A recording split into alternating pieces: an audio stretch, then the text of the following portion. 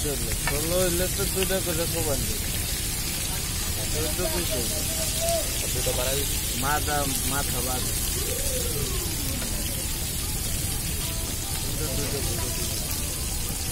সমস্যা আমি তো দুটা